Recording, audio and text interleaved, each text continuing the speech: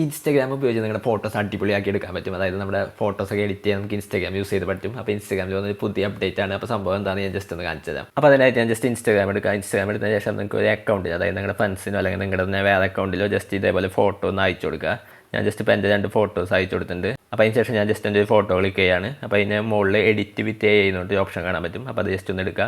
അതിന് ശേഷം നിങ്ങൾക്ക് എന്താ വേണ്ടതെന്ന് വെച്ചാൽ ജസ്റ്റ് ടൈപ്പ് ചെയ്ത് കൊടുക്കുക.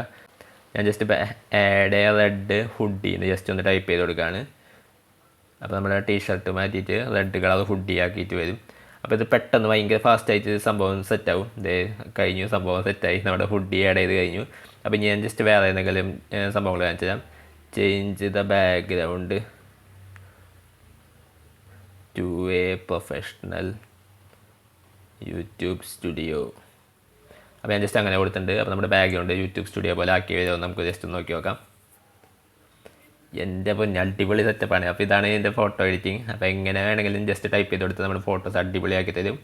അപ്പോൾ ജസ്റ്റ് എല്ലാവരും ഒന്ന് ട്രൈ ചെയ്ത് നോക്കാം.